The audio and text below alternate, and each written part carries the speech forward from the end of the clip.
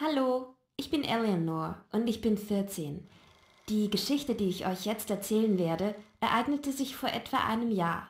Es ist eine Geschichte von einem Verrat, gefolgt von einem weiteren. Kennt ihr das, wenn ihr einfach euren Menschen trefft? Ich meine, diese unsichtbare Verbindung, wo man manchmal nicht einmal etwas sagen muss, um ihn oder sie vollständig zu verstehen. Nun, für mich ist diese Person mein Vater. Ich erinnere mich, wie ich meinem Vater einmal eine dieser schrecklichen Kaffeetassen schenkte, die ich selbst gemacht hatte. Ich war 8, glaube ich. Und wir haben diese Tassen in der Schule zum Vatertag gemacht. Wie auch immer, Papa liebte sie so sehr, dass er von da an nur noch diese Tasse benutzte, um seinen Morgenkaffee vor der Arbeit zu trinken. Obwohl er hart arbeiten musste, um uns einen Lebensunterhalt zu sichern, spielte er immer nach der Arbeit mit mir oder half mir bei den Schulprojekten, schaute Filme mit mir und wir unternahmen andere Dinge. Jeden Freitag kaufte er Blumen für Mama, um sie glücklich zu machen, und jeden Samstag stand er früh auf, um für uns alle die leckersten Pfannkuchen zum Frühstück zu machen. Aber eines Tages änderte sich unser Leben. Es geschah, als Papa seinen Job verlor. Er sagte immer wieder, dass alles aus einem guten Grund passiert sei und dass er seinen Job sowieso nicht mochte. Aber ich sah, wie traurig er war. Er suchte nach anderen Optionen, aber anscheinend gibt es nicht viele davon auf dem Arbeitsmarkt, wenn man fast 50 Jahre alt ist. Es war der zweite Monat, in dem Papa arbeitslos war, als Mamas alter Freund in der Stadt war, und sie lud ihn zum Abendessen bei uns zu Hause ein. Er war erstaunt, wie alles innerhalb und außerhalb des Hauses angeordnet war, wie zum Beispiel die Blumenbeete. Und als er hörte, dass meine Mutter alles alleine machte, sagte er ihr, dass sie ein erstaunliches Talent habe. Nein, sie war wirklich gut in der Landschaftsgärtnerei und Innenarchitektur geworden, nachdem sie an verschiedenen Online-Kursen teilgenommen hatte, die sich darauf spezialisiert hatten. Am Ende des Abendessens erfuhren wir, dass die Firma von Mamas Freund eine neue Filiale in unserer Stadt eröffnen würde. Also bot er Mama die Möglichkeit an, das Büro zu entwerfen. Zuerst schien es etwas seltsam, dass meine Eltern beschlossen, dass Mama jetzt an der Reihe war, etwas Geld zu verdienen und Papa zu Hause bleiben würde, um sich um mich und das Haus zu kümmern. Aber soweit ich damals verstanden habe, sollte es eine kleine Pause für Mama sein, weil sie nicht glücklich damit war, eine einfache Hausfrau zu sein. Wie auch immer, Mama begann jeden Morgen zu arbeiten und Papa machte alle Besorgungen, kochte, fuhr mich zur Schule und trat sogar dem Elternbeirat bei. Ehrlich gesagt, Papa leistete tolle Arbeit. Vielleicht sogar besser als Mama, denn er war viel ruhiger als sie und er war immer bereit, mir bei meinen Hausaufgaben zu helfen oder mir etwas zu erklären, das ich nicht verstand und so weiter. Ich kann sogar sagen, dass er wie Mama und Papa in einer Person war, während Mama irgendwie aufgehört hatte, eine Mutter zu sein. Von Zeit zu Zeit kam sie sehr spät nach Hause, so spät, dass ich schon schlief, und als ich morgens aufwachte, war sie schon zur Arbeit gegangen. Aber wann immer sie zu Hause war, sah sie müde und irritiert aus und dachte immer an die Arbeit, so dass ich immer noch nicht genug Aufmerksamkeit von ihr bekommen konnte.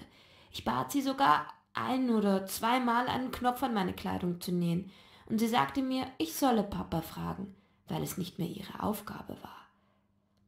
Ja, wir brauchten kein Geld mehr und waren sogar in der Lage, etwas Geld für einen Urlaub zu sparen, und es war großartig und inspirierend. Aber auf der anderen Seite wusste ich tief im Inneren schon, dass sich unsere Familie verändert hatte. Mama schaute ihn nicht mehr an, wie sie es früher tat. Anfangs versuchte er sie zum Lachen zu bringen, wie er es immer tat, aber dann gab er alle Versuche auf. Und dann, eines Tages, oder besser gesagt, es war schon sehr spät in der Nacht, wachte ich aufgrund von Lärm auf. Meine Eltern stritten miteinander.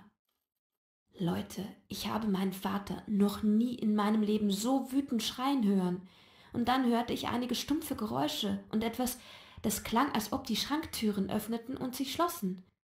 Ein paar Minuten lag ich in meinem Bett und überlegte, ob ich sofort etwas tun sollte oder ob es besser war zu warten.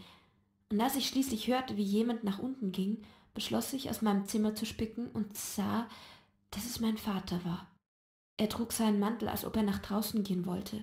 Er gab mir einen schuldigen Blick und sagte, dass er mich sehr bald wiedersehen würde.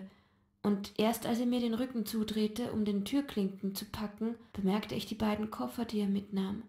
Während ich euch all dies erzähle, spüre ich immer noch das gleiche Gefühl, das ich damals hatte. Es gleicht einer Angst, die einen so sehr beeinträchtigt, dass man sich nicht bewegen kann, während die Gedanken im Kopf so schnell rasen, dass man keine Zeit hat, auch nur einen von ihnen zu ergreifen.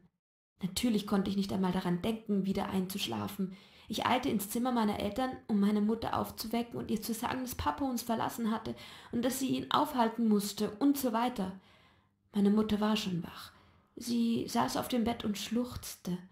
Wisst ihr, ich begann auch zu weinen und versuchte, sie zu zwingen, nach unten zu gehen und meinen Vater zurückzuholen.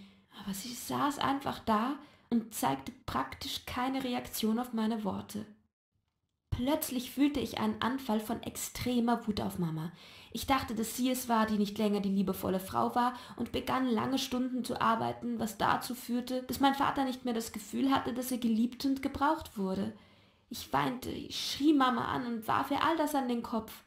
Ich denke, ich hatte so etwas wie einen Nervenzusammenbruch.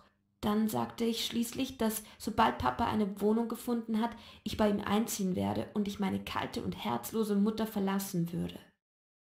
Anscheinend rissen meine Worte meine Mutter aus ihrem gegenwärtigen Zustand völliger Ignoranz, denn sie schaute mich mit ihren Augen voller Tränen, Groll und sogar Empörung an und sagte, dass mein Vater uns für eine andere Familie verlassen habe und dass es unwahrscheinlich sei, dass er je zurückkommen würde, um mich zu sehen. Ich werde eure Zeit nicht verschwenden, indem ich euch sage, dass meine Welt ein zweites Mal in einer Nacht zerstört worden war, als ich all das hörte, denn ich denke, das ist schon ziemlich offensichtlich.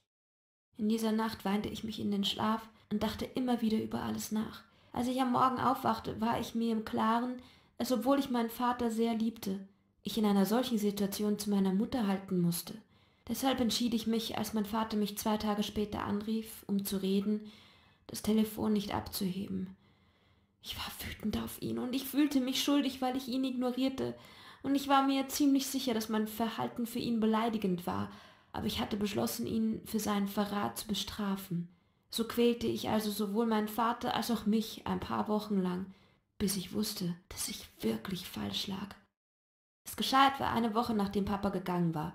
Eines Abends fand ich Mama gut gelaunt und sie sah aus, als ob sie ausgehen wolle. Sie sagte, dass sie ein wichtiges Treffen hätte und zu dieser Zeit glaubte ich ihr. Aber als sich die Situation am nächsten Abend wiederholte, schien es mir, dass Mama etwas besser gelaunt nach Hause gekommen war, als sie es normalerweise nach einem Geschäftstreffen tat.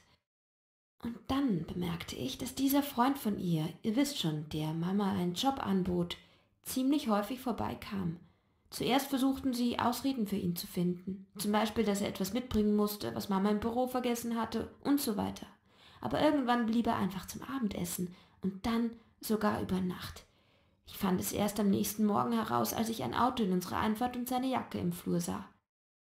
Ich musste kein Einstein sein, um zu erkennen, dass er und Mama eine Affäre hatten, und ich hielt es für unangebracht, wenn man bedenkt, dass es erst ein paar Wochen her war, dass Papa uns verlassen hat.